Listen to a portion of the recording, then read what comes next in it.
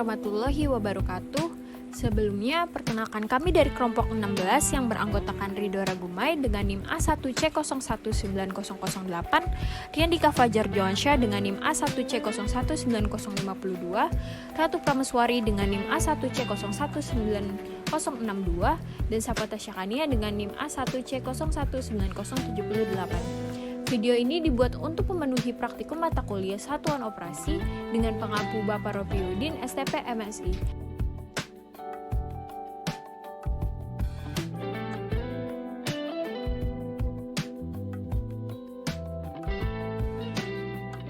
Pada video ini akan dibahas mengenai proses produksi pada produk pangan berbasis kakao. Kakao yang memiliki nama latin Theobroma cacao L merupakan salah satu komoditas perkebunan di Indonesia yang memiliki peranan penting bagi perekonomian nasional untuk peningkatan devisa negara. Kakao merupakan penyumbang devisa negara terbesar ketiga setelah kelapa sawit dan karet. Kakao juga menempati luas areal keempat terbesar untuk subsektor perkebunan setelah kelapa sawit, kelapa, dan karet. Kakao merupakan tumbuhan yang berbentuk pohon dan hidup di daerah subtropis. Buah kakao berbentuk bulat panjang dengan kulit yang relatif tebal sebesar 10 hingga 15 mm. Warnanya yang hijau pada saat masih muda berganti menjadi kuning, orange, merah, atau ungu ketika masak, walaupun pada beberapa varietas warnanya tetap hijau ketika buah masak. Pulp atau daging buah menutupi 20 hingga 40 buah biji kakao. Pada buah yang masak, pulp memiliki konsistensi lunak dan berlendir dengan rasa yang manis dan warna putih seperti susu. Biji kakao sendiri berbentuk oval pipih. Panjang biji sekitar 2 cm dengan lebar sekitar 1 cm dan berat kurang lebih 1 gram jika dikeringkan. Kakao secara umum dibagi menjadi 3 jenis, yaitu Criollo, Forastero, dan Trinitario, yang merupakan hasil persilangan antara Forastero dengan Criollo. Varietas kakao hibrida adalah varietas kakao Trinitario yang memiliki kemampuan produksi lebih tinggi daripada varietas Criollo dan Forastero.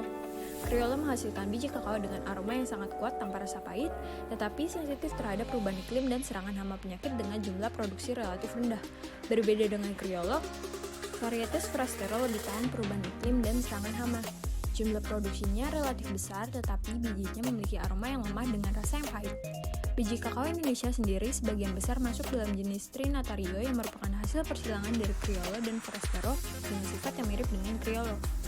Kakao biasanya diolah untuk diambil bijinya yang kemudian akan menjadi produk bernama coklat. Coklat adalah produk pangan yang dikenal secara luas oleh masyarakat dan sering dibuat olahan pangan.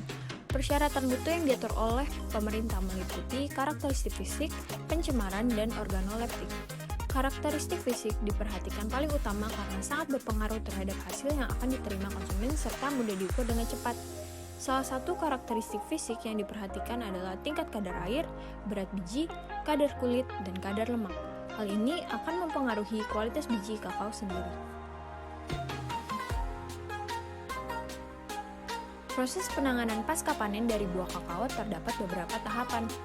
Penanganan sangat menentukan mutu hasil produksi biji kakao. Mutu biji kakao merupakan salah satu hal yang sangat penting dalam produksi kakao dan olahannya. Jika biji kakao bermutu rendah, produk olahannya pun akan buruk. Tahapan proses penanganan biji kakao dimulai dengan sortasi.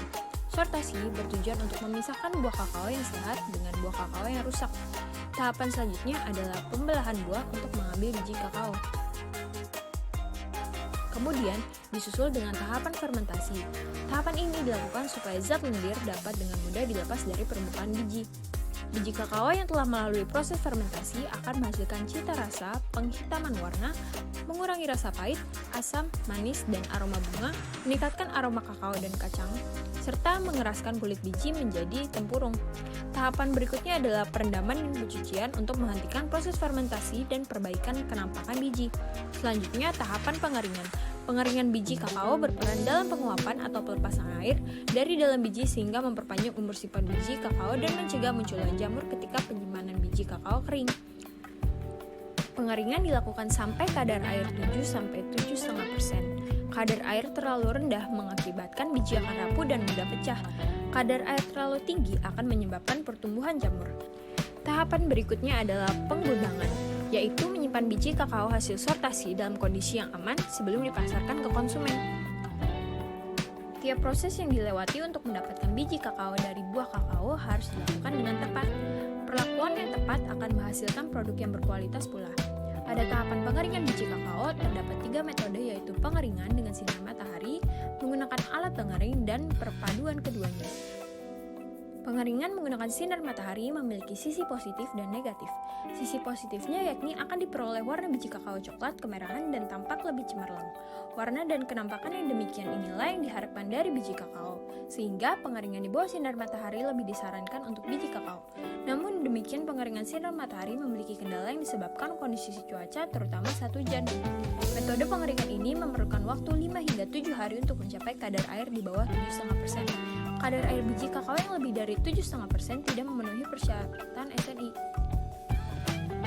Pengeringan buatan atau artificial dryer atau pengeringan dengan alat pengering menggunakan bahan bakar. Adapun prinsip kerja pengering buatan yaitu pemanasan secara konduksi atau penghatan panas atau konveksi atau pengaliran panas yang bertujuan untuk mengurangi kadar air bahan pangan berbentuk solid. Salah satu pengering buatan yang digunakan untuk pengeringan biji kakao yaitu pengering tipe kabinet atau cabinet dryer. Pada pengeringan biji kakao menggunakan pengering tipe kabinet, pemanasan dilakukan secara konveksi yaitu dengan mengalirkan udara kering serta secara konduksi yaitu menggunakan beberapa tray sebagai wadah penampungan biji secara bertingkat. Sistem pengeringan ini menggunakan udara pengering sebagai medium memanas biji kakao. Sedangkan untuk pengeringan tenaga surya memiliki keunggulan dibanding penjemuran langsung yakni adanya kolektor yang berfungsi sebagai pemanas udara pada ambien. Dengan demikian, udara mengalami penurunan kelembaban udara dan mengalami peningkatan temperatur. Prinsip kerja kolektor plat datar adalah pengubah energi radiasi matahari yang jatuh pada permukaan atmosfer berkolektor menjadi energi thermal yang selanjutnya dipindahkan ke udara yang mengalir di atas permukaan kolektor. Energi panas ini diserap oleh udara yang kemudian dimanfaatkan untuk proses pengeringan biji kakao. Di antara metode pengeringan yang telah disebutkan, pemilihan metode harus disesuaikan dengan kondisi, tujuan, biaya, dan faktor lingkungan. Pada salah satu penelitian yang dilakukan oleh Dina pada tahun 2013 yang mengkaji berbagai metode pengeringan untuk peningkatan mutu biji kakao di Indonesia menyatakan bahwa efektivitas pengeringan pada siang hari dilakukan untuk menggunakan energi termal surya yang ditetapkan untuk melihat pengaruh intensitas radiasi terhadap laju penguapan. Pengeringan biji kakao pada siang hari menggunakan energi surya mencapai 80%, sedangkan pada malam hari menggunakan absorben mencapai 20%. Pengering surya tipe kolektor plat datar bersih memerlukan waktu 27,5 jam, sedangkan pengeringan dengan sistem penjemuran langsung adalah 56 jam. Artinya, metode pengeringan dengan alat pengering lebih efektif dibanding dengan pengeringan alami. Demikian pembahasan mengenai proses produksi kakao. Kakao memang memiliki peranan penting dalam perekonomian nasional, akan tetapi peningkatan mutu melalui proses yang dilalui perlu diperhatikan.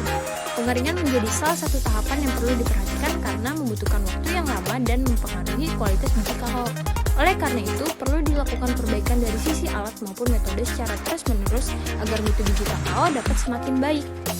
Sekian video mengenai proses produksi kakao. Mohon maaf apabila terdapat kesalahan selama video berlangsung. Terima kasih telah menonton. Wassalamualaikum warahmatullahi wabarakatuh.